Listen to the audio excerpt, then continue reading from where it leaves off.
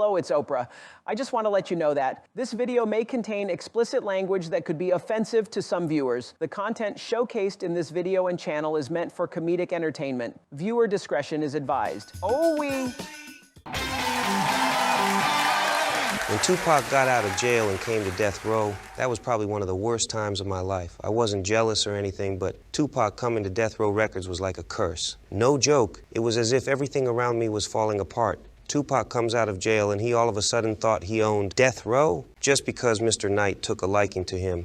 I mean, don't get me wrong, the guy was way ahead of everybody on the label, like the guy was amazing at what he did. But he was fucking annoying too. When Tupac showed up, I had pretty much got shelved. My record got pushed back and everyone was just focusing on Tupac. All I could hear is Tupac, Tupac, Tupac everywhere I went. It was so fucking annoying. Even those sellouts, Daz and Corrupt were following Tupac around like groupies begging to work with Pac. Sorry to rant, Dr. Phil. No, you're not ranting. This is good. Get it off your chest. It's clearly what's eating away at you and keeping you up at night. But go on, tell me more. It got so bad, Dr. Phil, that I couldn't even hook up with my own groupies and side chicks. You know how annoying it is to be hanging with a hoe and all she can do is say, "What's it like to work with Tupac? How is Tupac? Tell me more about Tupac Snoop." I hear you, bro. These bitches be crazy. You know how embarrassing it is to have your side chick cut you off?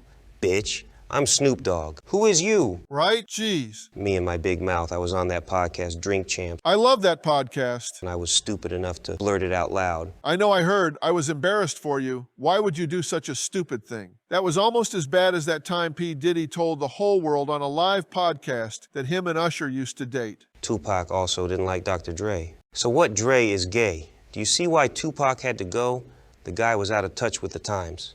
Could you imagine if he was around right now? He would be calling me a little bitch left and right just because I like to get French tip manicures and wear a skirt once in a while. Definitely. Me and Diddy had a conversation about this a while back, how Tupac was too old school and he needed to get with the times and realize that you can't go around calling gay people fags anymore. Those were good times. Those good days are in the past now. Even Quincy Jones tried to talk some sense to Pac. But that homophobe Tupac was like, "No, I'm not gonna let you touch my wiener and stuff." As you can imagine, my boy Quincy was livid. I spoke to Quincy not too long ago about this, and Quincy made a very good point, Dr. Phil, considering Tupac was engaged to his daughter. He was like, Tupac didn't want to do butt stuff and he was against keeping it in the family.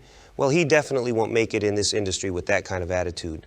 What was he thinking? That's what I mean, Dr. Phil. Tupac was out of touch with the times. If you can't let someone play with your wiener or your booty hole in Hollywood or in the music industry, good fucking luck. Might as well go work at McDonald's or something. You'll have a way better career. I'm a little bit embarrassed to say it, just a little. But my hatred towards him was so bad that I mended my friendship with Biggie even though he tried to have me killed and have my trailer shut up with my whole crew in it.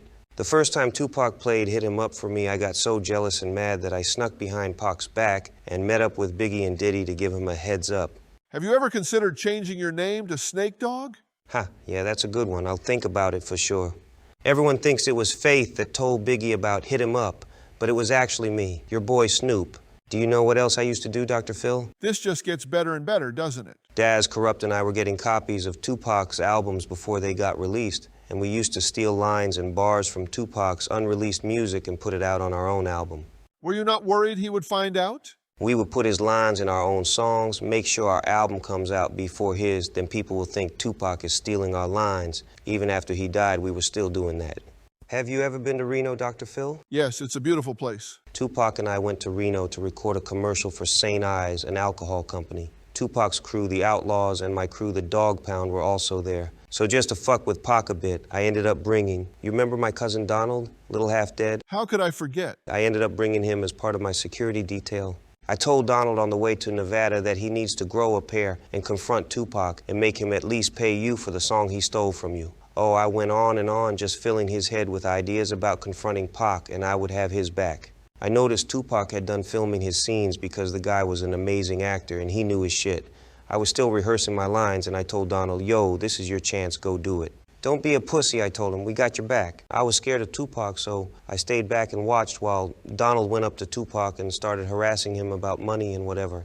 The next thing I know, and Dr. Phil, this was sick, Tupac starts swinging on my cousin Donald and Gaddafi, and Muta jumped in and started stomping him. I obviously didn't do shit. What? I didn't want to get slapped. In fact, I was too busy trying to hold back my laughter. That sounds absolutely horrific and hilarious all at the same time. Put yourself in my shoes. You know how hard it was trying to keep a straight face? The shit was funny as fuck. No offense to my cousin, but I wasn't getting myself involved. I figured it was his mess and he could clean his own mess. So they beat the living shit out of him. Bro, like he wasn't even recognizable after that. But once the dust settled down, I felt a little guilty for my nigger. So I personally cared for him. Being the nice guy I am, I let my cousin sleep on my couch for about a week until he finished pissing blood. He's family after all. You're a horrible person. How do you sleep at night? I don't. Oh yeah, oops. Guess that's why you're here. Sorry. A few days before Tupac got killed, we were both in New York to do Saturday Night Live. To be honest with you, Dr. Phil, by that time I was just totally done with Tupac. I was over him. I honestly couldn't stand the sight of him. I wasn't the jealous type, but people forget I used to be the big dog on death row before Tupac got here and started stealing my shine.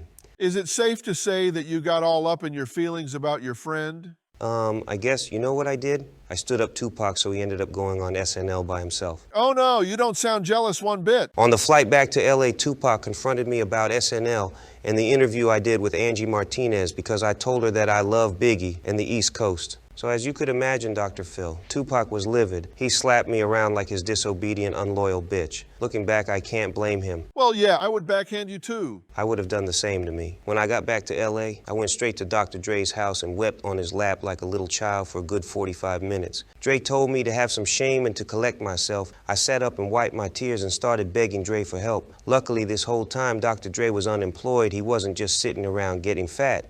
Dre told me he was meeting with Jimmy Iovine. Who's that? Jimmy Iovine was the CEO of Interscope Records. He owned Death Row Records. I was so excited to hear that Jimmy gave Dre the green light to take care of Tupac and Mr. Knight. Oh. That following night, I called an emergency meeting with my head of security, Kevin Gaines, his two homies and LAPD cops, Rafael Perez and David Mack. Oh, guess who accompanied Kevin Gaines?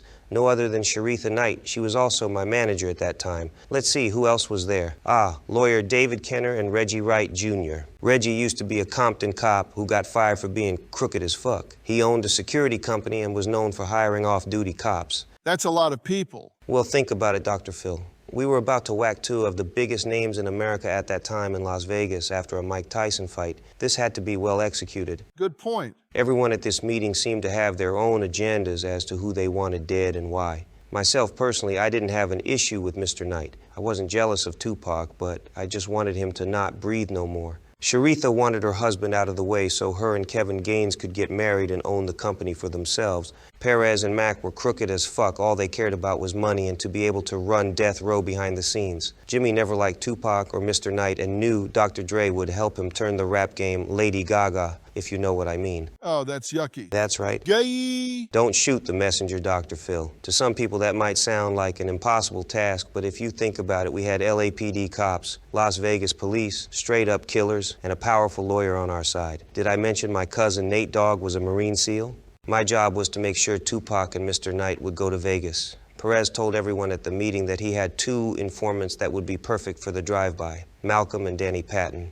The brothers were perfect for the job as they had previously done security for Death Row, and they would easily blend in with the rest of the homeboy security to keep tabs on Tupac. I let it be known at the meeting that my cousin Donald would have to be in the car when they do the drive-by. Plus, I owed my nigger a favor for getting his ass kicked by Tupac and his crew in Reno. I also needed someone there in Vegas to give me a play-by-play while everything played out.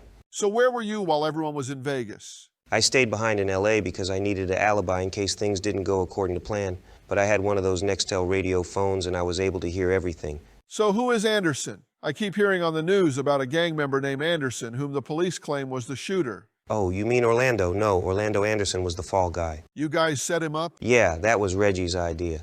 It was his brilliant idea to have a fall guy to blame the murder on. Reggie knew that when investigators found out Orlando Anderson was a Southside Crip, it would be an open and closed case. He was a cop after all, and his dad was running the gang division for the Las Vegas PD. Anderson was a fall guy, kind of like that guy who shot Kennedy, supposedly. You mean Lee Harvey Oswald? Yes, Orlando was the Oswald of the rap game.